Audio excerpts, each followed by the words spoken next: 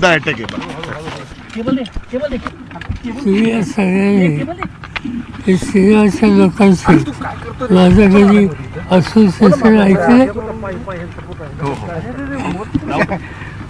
फक्त एकच आहे की मुंबईची कायदा सुव्यवस्था किती खाली ढासळते याचंही लक्षण आहे. मध्यंतरी त्याचा उल्लेख तुम्ही केला, एकाची हत्या झाली त्याच भागात आणि हा दुसऱ्याचा प्रयत्न, या सगळ्या गोष्टी चिंताजनक आहेत.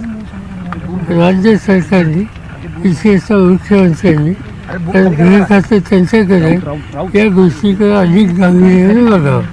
बॉलिवूडमध्ये अशा पद्धतीने सैफ अली खानवर थेट हल्ला होणं म्हणजे गळ्यावर सुद्धा वार आहेत त्याच्या. सांगितलं ना.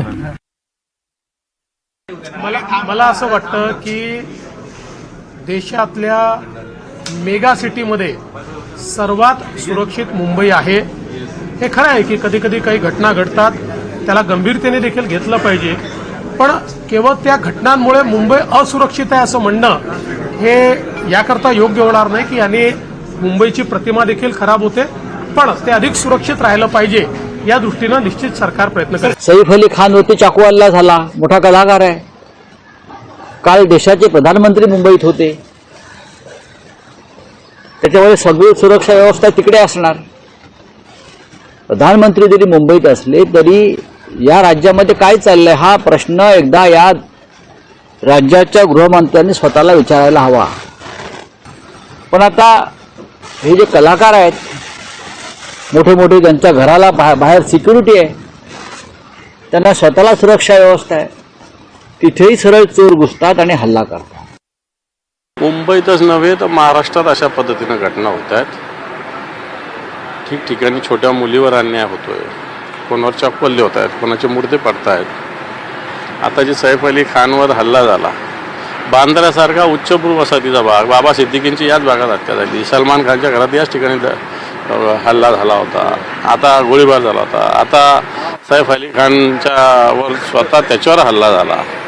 कायद्याचा धाक या राज्यात मला असं वाटत नाही राहिलेला आहे.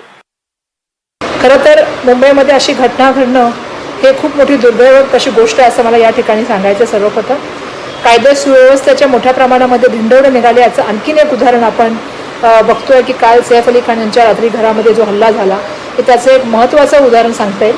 कारण वांद्र्यामध्ये जवळपास 3 हल्ले झालेले आहेत. मधल्या काळामध्ये बाबा सिद्दीकीजी यांच्या ऑफिसच्या बाहेर जे आहे त्यांच्यावरती हल्ला झाला, दुर्दैवाने त्याच्यामुळे त्यांचा मृत्यू झाला. मधल्या काळामध्ये सलमान खान यांच्या घरावरती हल्ला झाला, बंदुकीच्या गोळ्या झाडण्यात आल्या. आणि आता सैफ अलीजींच्या घरामध्ये घुसून त्या ठिकाणी जो आहे त्याच्यावरती हा काल रात्री भाड हल्ला झालेला आहे. सगळ्यात महत्त्वाची गोष्ट म्हणजे की ज्या ठिकाणी पोलीस यंत्रणेचा सगळ्यात मोठा वावर आहे, लोकांचा वावर आहे, अशा ठिकाणी ह्या घटना व्हायला लागलेल्या आहेत.